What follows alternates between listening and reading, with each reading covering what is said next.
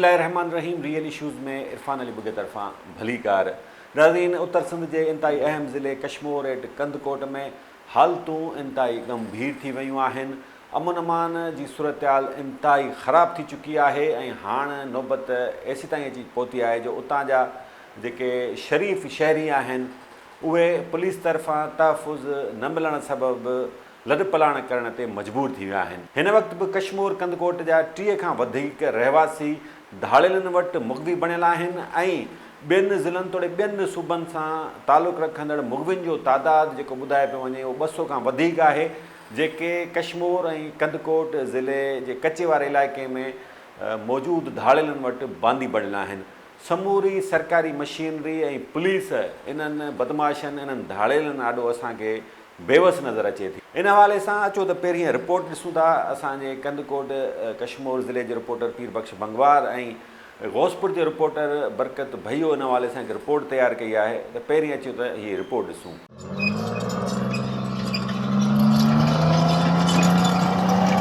हूअं त उत्तर सिंध जा अक्सर ज़िला बदमनी ऐं धाड़ेल गर्दीअ जे वर चढ़ियल आहिनि, पर कशमोर एट कंदकोट ज़िलो अॼुकल्ह वाना वज़ीरिस्तान जो ॾेख ॾेई रहियो आहे।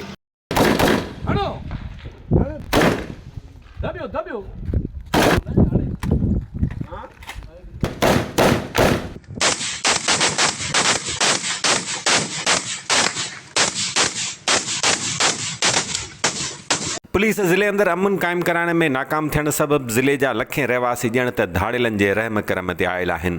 ज़िले में हूअं त को ॾींहुं ख़ाली न आहे जॾहिं का वारदात थींदी हुजे, पर कशमोर कंदकोट ज़िले में सभ खां वॾो मसइलो अग़वा जा वाक़िया आहिनि। बेरहम धाड़ेल हाणे त गुलड़नि जहिड़नि मासूम ॿारनि खे अग़वा करे खेनि रसनि सां ॿधी वीडियोज़ वायरल करे छॾीनि था त जीअं संदन ॾहकाउ पखिड़िजे।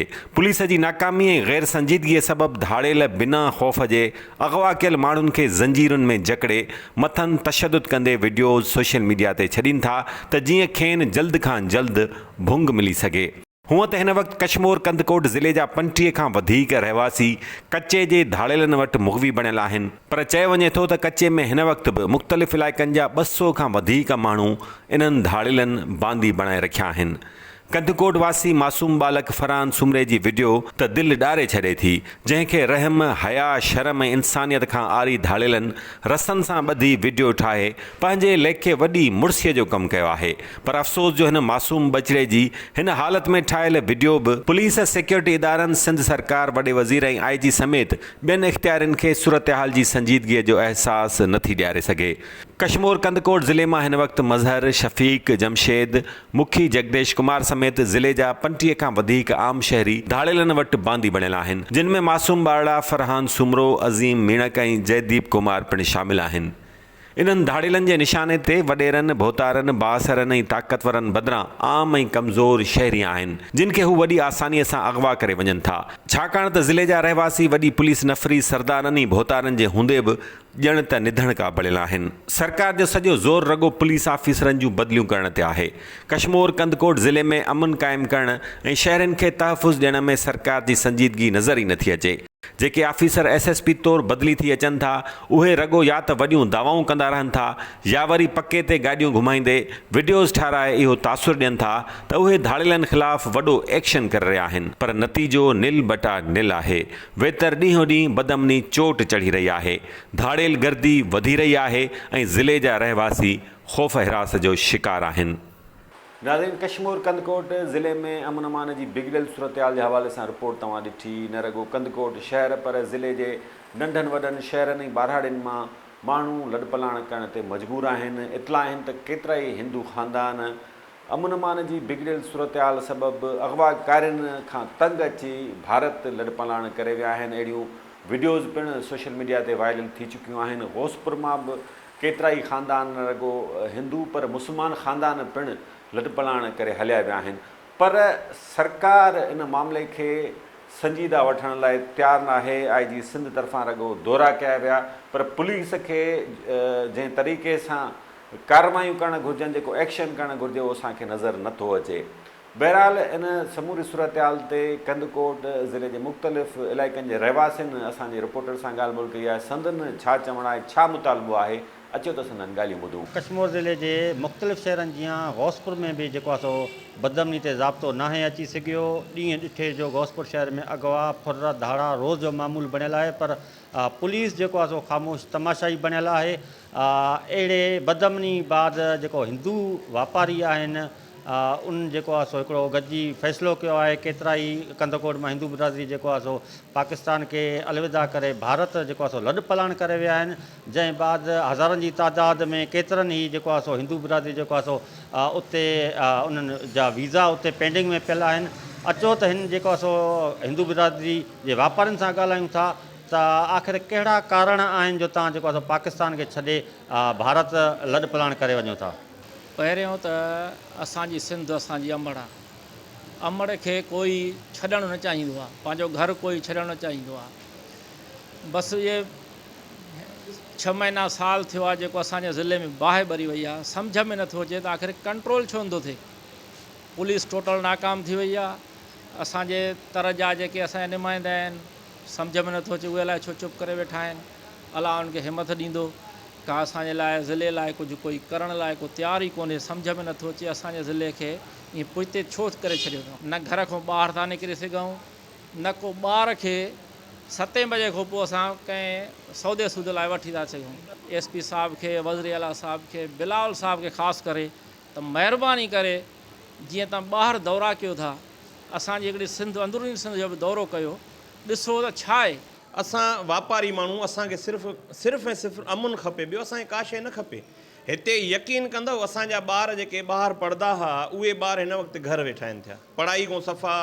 यकीन कयो माना ॿारनि जी ट्यूशन बंदि करे छॾी आहे। ट्यूशन सेंटर आहे, स्कूल आहे, एजुकेशन जा जेके डिपार्टमेंट सभु उन्हनि खे असां ट्यूशन छॾाए घर विहारे छॾिया। छो इहा पक कोन्हे त असांजा ॿार सुबुह जो ट्यूशन ते वञंदा, शाम जो मोड़दा या न मोड़दा। ॾिसो तव्हां हिन टाइम ज़िले कश्मीर में 4 दफ़ा IG साहिबु चकर लॻाए चुको आहे। तव्हांखे जस हुजे जेको तव्हां उनको वक़्तनि ब वक़्तनि सुवाल पुछो था त भाई आख़िर कहिड़ी मख़लूक आहे जेका हिते क्राइम करे थी, तव्हां खां क्राइम कंट्रोल नथो थिए। फ़ौजी ऑपरेशन जी माण्हू डिमांड कंदा, उहे इन लाइ तव्हां चओ था त पुलिस असांजी क़ाबिल आहे। भाई क़ाबिल आहे त क़ाबिल कहिड़ी आहे? तव्हां ॾिसो गौसपुर में 4 दफ़ा कंटिन्यू कल्ह वारदात थी आहे, 3 ॾींहं वारदात थी आहे। दीवान माण्हू जेको वीचारो पंहिंजे बचड़नि जी रोज़ी लाइ वेहे थो, उन माण्हू खां सरेआम वारदातां थियनि थियूं, फुरां थियनि थियूं। उहे छा कंदा वीचारा? आख़िर लॾ पढ़णु कंदा मजबूर थी करे।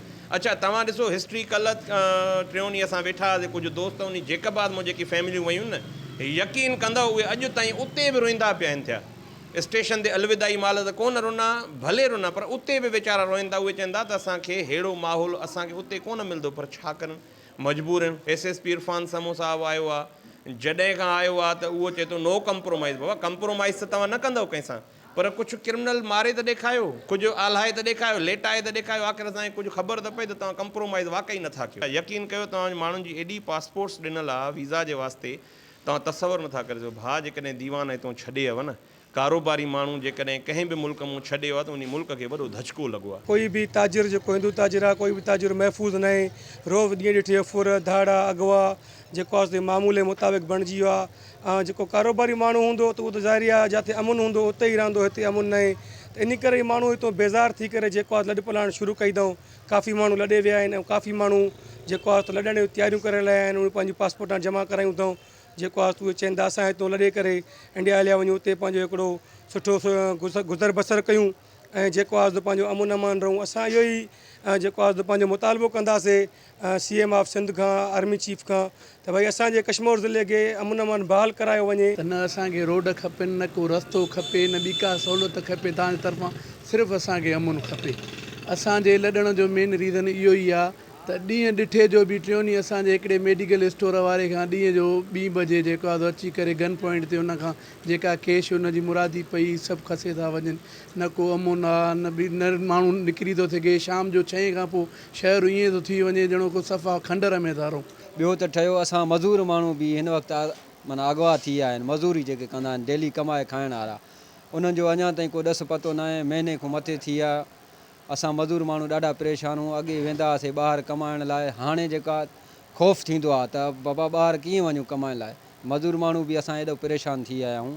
ख़बर ई नथी पए त छा थी वियो आहे, वॾो माना मसइलो थी वियो आहे, अमन अमान आहे ई कान्हे असांजे ज़िले में। नाज़रीन वक़्तु आहे ब्रेक जो। ब्रेक खां पोइ कुझु ॿियनि मामलनि जो जाइज़ो वठंदासीं। ॾिसंदा रहो रियल इश्यूज़।